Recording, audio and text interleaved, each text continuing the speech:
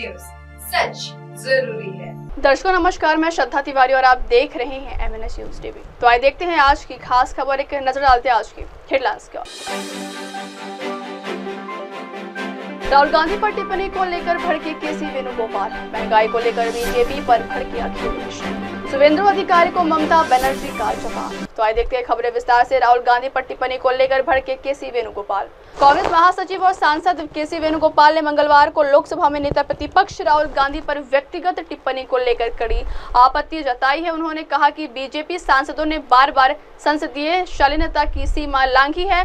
सत्ता पक्ष के लोगों की आदत बन गई है कि वे विपक्ष के नेता के खिलाफ व्यक्तिगत गाली गलौज करते हैं। कांग्रेस नेता ने इसकी निंदा करते हुए कहा कि ऐसा आचरण ज्वलंत मुद्दों से ध्यान भटकाने की एक हताश कोशिश है। दरअसल बीजेपी के सांसद संबित पात्रा ने नेता प्रतिपक्ष राहुल गांधी पर कुछ टिप्पणी की, जिसे लेकर विपक्षी सदस्यों ने हंगामा किया और इस वजह से थोड़ी देर के लिए सदन की कार्यवाही बाधित हुई। हालांकि बाद में उन्होंने कांग्रेस नेता के बारे में बोले गए अपने शब्द वापस ले लिए। पात्रा ने भारतीय क्रिकेट कप्तान रोहित शर्मा को लेकर कांग्रेस के नेता शमा मोहम्मद की हालिया टिप्पणी पर राहुल गांधी पर निशाना साधा था। कांग्रेस सांसद केसी वेणुगोपाल ने अपने एक्स पोस्ट में लोकसभा की कार्यवाही का एक वीडियो क्लिप शेयर करते हुए संबंधित या पात्रा के टिप्पणी पर सदन का अवहेलना करार दिया है। Speaker is telling, I am agreeing with you. Personal allegation, personal attack to anybody, even if whether it is Prime Minister or LOP. But you see that in this House, continuously getting 0 hour and attacking a LOP. Yeah. We are raising that issue every time. When you are in chair, sometimes you will control. But if you are not in chair, I think.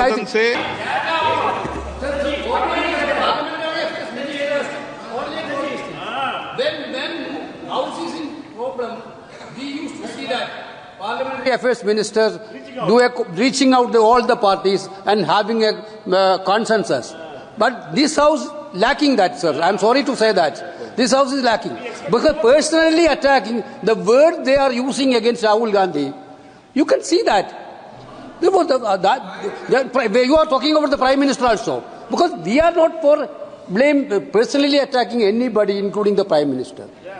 But whenever Treasury bench is speaking, there is no limit at all. नहीं, therefore, Venugopal जी, एक minute, आपने जो Sambir ji, my not quoting about that. A issue which is a non-issue now. We totally told that Congress party stand is very much is there to promote, support Indian cricket team, whomever is the captain, whomever is anybody. We are ready. When you move the resolution also, we are very much happy with that.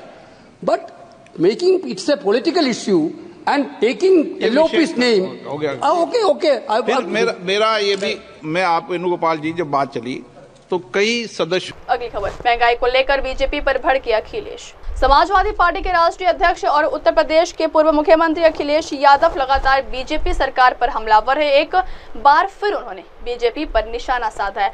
Sapa प्रमुख ने सरकार की नीतियों की आलोचना करते हुए कहा कि सरकार महंगाई रोकने में पूरी तरह से विफल है और महंगाई चरम पर है। उन्होंने कहा कि बढ़ती महंगाई की वजह से लोगों का त्योहार फीका नजर आ रहा है। अखिलेश ने कहा कि बीजेपी सरकार की गलत नीतियों की वजह से देश में महंगाई बढ़ रही है। सपा मुख्यालय की तरफ से जारी बयान में पूर्व सीएम ने कहा, सरकार महंगाई रोकने में पूरी तरह से विफल है।